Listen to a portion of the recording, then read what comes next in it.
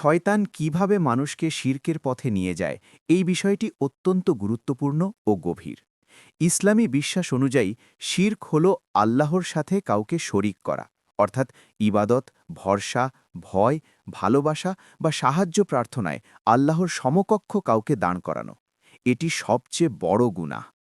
মহান আল্লাহ আল কুরআনে স্পষ্টভাবে ঘোষণা করেছেন যে তিনি শিরক ক্ষমা করেন না, যদি কেউ তা থেকে তওবা না করে মারা যায়। তাই শয়তানের সবচেয়ে বড় লক্ষ্যই হল মানুষকে ধীরে ধীরে শিরকের দিকে ঠেলে দেওয়া।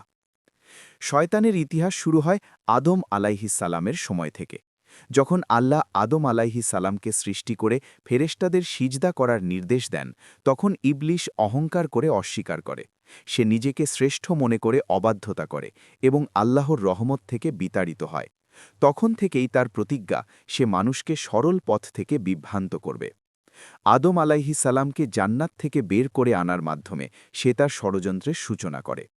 শয়তান কখনো সরাসরি এসে বলে না তুমি শিরক করো, বরং সে কৌশলে ধীরে ধীরে মানুষের অন্তরে সন্দেহ, কুসংস্কার ও অতিরিক্ত ভক্তির বীজ বপন করে।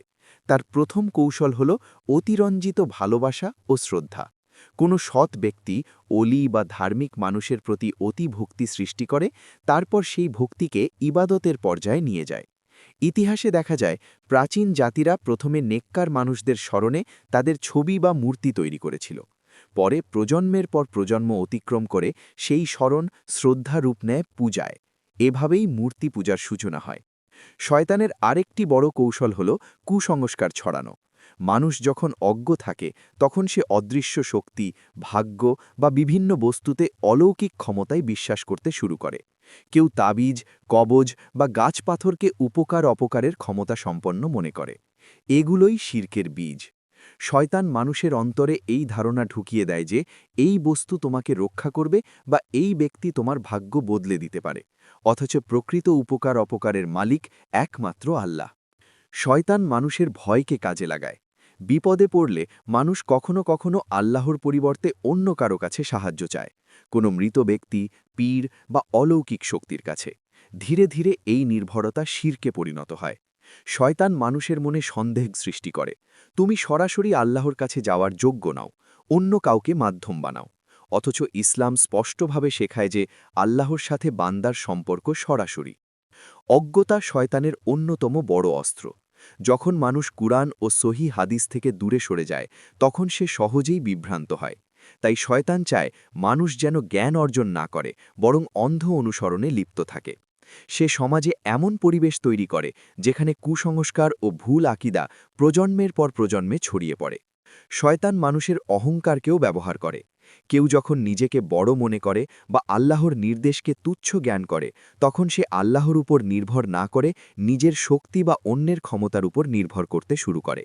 এই আত্মগর্ব এক ধরনের গোপন শিরকের দিকে নিয়ে যায়। শয়তান ধীরে ধীরে মানুষকে গুনাহে অভ্যস্ত করে।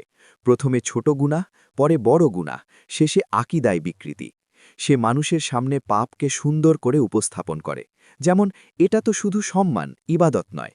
কিন্তু সেই সম্মানই একসময় ইবাদতের রূপ নেয়। শিরক শুধু প্রকাশ্য মূর্তি পূজা নয়, রিয়া বা লোক দেখানো ইবাদতও এক প্রকার গোপন শিরক। যখন কেউ আল্লাহর সন্তুষ্টির পরিবর্তে মানুষের প্রশংসার জন্য ইবাদত করে, তখন সে আল্লাহর সাথে অন্যকে শরিক করে ফেলে। শয়তান মানুষের অন্তরে এই রিয়া প্রবেশ করিয়ে দেয়। এই ষড়যন্ত্র থেকে বাঁচার উপায় হল তাওহীদের জ্ঞান অর্জন, নিয়মিত কুরআন তিলাওয়াত, সহি আকিদা চর্চা, দোয়া ও আল্লাহর কাছে আশ্রয় প্রার্থনা। আউযু বিল্লাহি মিনাশ শাইতানির রাজিম পড়ে শয়তানের কুমন্ত্রণা থেকে আশ্রয় নেওয়া উচিত। নেক সঙ্গগ্রহণ এবং আলেমদের কাছ থেকে সঠিক জ্ঞান অর্জন করাও গুরুত্বপূর্ণ। সবশেষে বলা যায়, শয়তান মানুষকে শিরকের পথে আনে ধীরে ধীরে, কৌশলে, আবেগ ও অজ্ঞতাকে ব্যবহার করে। তাই আমাদের সর্বদা সচেতন থাকতে হবে। তাওহীদকে আঁকড়ে ধরা, আল্লাহর উপর পূর্ণ ভরসা রাখা এবং শিরকের সব রূপ থেকে দূরে থাকা, এটাই একজন মুমিনের করণীয়। আল্লাহ আমাদের সবাইকে শয়তানের কুমন্ত্রণা থেকে হেফাজত করুন এবং খাঁটি তাওহীদের উপর অটল রাখুন। আমিন।